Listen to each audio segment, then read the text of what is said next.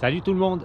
Aujourd'hui, je vais faire un peu une allusion encore aux problèmes-solutions qu'il y avait ces 2 derniers jours et aussi à comment on pourrait revenir à toucher éventuellement cette sensation d'enfant qu'on a le droit de ne pas savoir.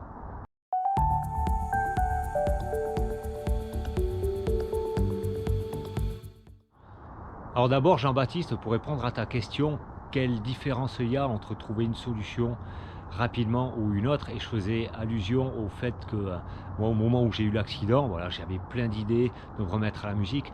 En fait, ce qu'il y a, c'est que j'aurais pu rester raccroché à cette idée-là.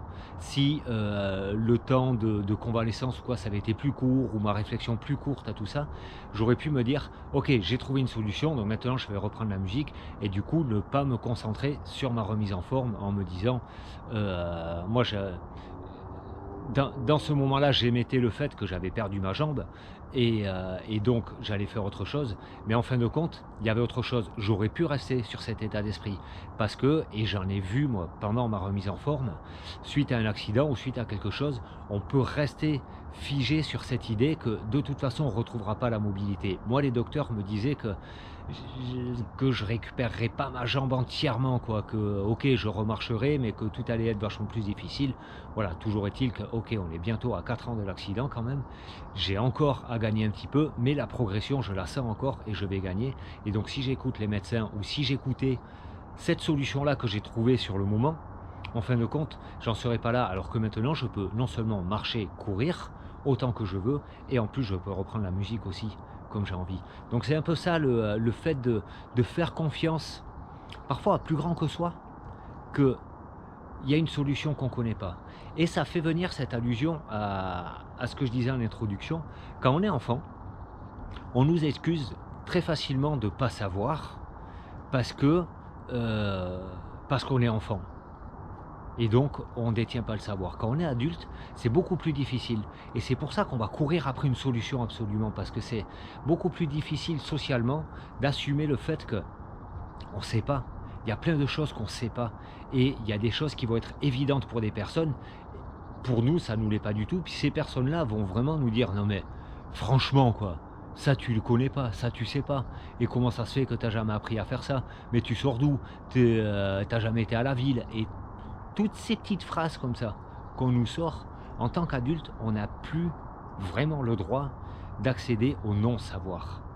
Et et c'est un petit peu ça aussi cette différence à retoucher ça, retoucher ce droit de ne pas savoir et parfois de faire juste confiance à plus grand que soi, qu'il y a quelqu'un ou un élément, quelque chose qui va nous apporter une solution qu'on n'avait pas imaginée. C'est vraiment se donner le droit de ne pas savoir. Alors, bien sûr, mais oui, mais moi j'ai le droit de ne pas savoir et puis on se dit ça, mais n'empêche que si vous regardez bien en tant qu'adulte, est-ce que vraiment on a le droit de ne pas savoir les choses? Parce que même si dans un cadre familial on est en bienveillance, on a une bienveillance, pardon, parce que truc et nana, mais en fin de compte, il y a souvent une petite allusion de quand on ne connaît pas, de quand on ne sait pas, une petite blague, un petit truc qui va sortir. Et même quand on est enfant, à partir du moment où, voilà, arrivé 10, 12, 14 ans, qu'on commence vraiment à avoir un discernement et qu'on commence à basculer sur le côté adulte, ben, c'est aussi difficile de ne pas savoir et de poser des questions. Alors, si on pose des questions, éventuellement, ça peut accéder à ça. Mais sauf que parfois, c'est difficile de poser des questions, alors on ne va pas les poser. Et on va trouver des solutions avec ce qu'on connaît. Et ça restreint énormément notre champ de vision, notre champ d'action et notre champ des possibles surtout. Alors, vraiment accéder à ça, vraiment toucher cet enfant qui est en nous, qui a 2 ans, 3 ans, qui a encore rien découvert du monde, qui ne sait pas, et nous donner la bienveillance. Parce que le monde peut-être ne peut pas nous donner cette bienveillance-là. Mais nous la donner à nous dire: «OK, là, je sais pas». Tout simplement. Et où j'ai besoin d'une solution rapide, parce que c'est dans l'urgence, c'est une vraie urgence et je vais faire avec ce que je connais, ou alors elle n'est pas immédiate et dans ces cas-là, je peux attendre peut-être de découvrir d'autres choses ou que d'autres possibles s'ouvrent pour avoir la solution peut-être la plus adaptée, ou alors à accepter que, ok, il y a un souci ici, je ne connais pas, mais voyons, est-ce que j'ai besoin d'une solution? Peut-être pas obligé.